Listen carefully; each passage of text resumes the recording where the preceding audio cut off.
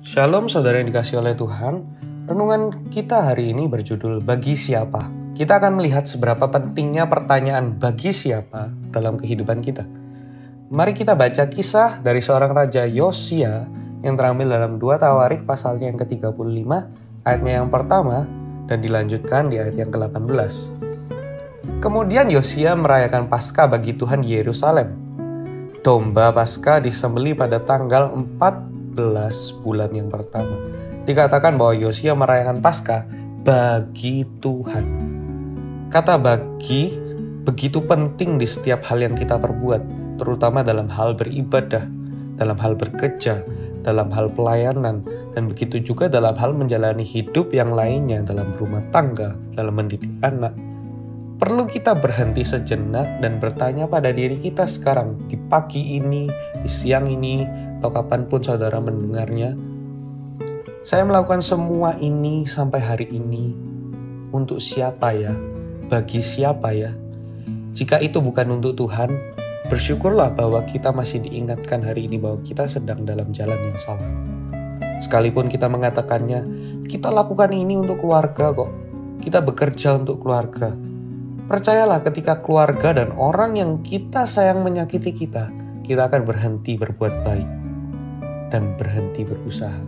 Itu sebabnya Paulus mengatakan dalam 1 Korintus 10 ayat 31, jika engkau makan atau jika engkau minum atau jika engkau melakukan sesuatu yang lain, lakukanlah semuanya itu untuk kemuliaan Allah. Ketahuilah saudara, sesuatu yang baik tanpa tujuan yang baik itu bisa memicu kita untuk berbuat dosa. Contohnya, ke gereja, bukankah itu hal yang baik? Tapi jika kita ke gereja untuk cari jodoh agar dilihat orang, itu pun menjadi dosa. Jika kita ke gereja bukan untuk Tuhan, maka jika ada firman yang menegur kita, maka kita pun bisa menjadi marah dan tidak peduli, tidak mendengarkan saat disampaikan firman. Contoh yang lain, bekerja, bukankah itu hal yang baik? Tapi ketika kita bekerja agar kita bisa beli barang-barang mahal, itu bukan akan menjadi sebuah dosa dan memicu untuk melakukan dosa-dosa dan tindakan bodoh yang lain. Entah menitipkan uang ke seseorang atau apapun itu. Contoh yang lain lagi, mau memiliki anak, bukankah itu hal yang baik juga? Tapi jika tujuannya hanya karena capek ditanyain orang-orang kapan punya anak, maka itu akan memicu dosa juga, di mana kita akan mendidik anak kita sembarangan, dan parahnya juga kita akan mencetak generasi yang kacau. Atau contoh yang biasanya lagi yaitu menikah. Bukankah hal yang baik juga menikah? Tapi jika tujuan menikah hanya karena sudah berumur, bukankah itu akan memicu dosa juga? Maka kita akan bisa menimbulkan perceraian di tengah rumah tangga kita.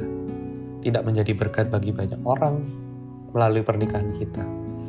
Jadi bisa kita lihat saudara, jika tujuan kita dalam melakukan sesuatu itu salah, maka apapun yang baik bisa menjadi berbahaya dan bisa memicu kita atau membuat kita mudah berbuat dosa.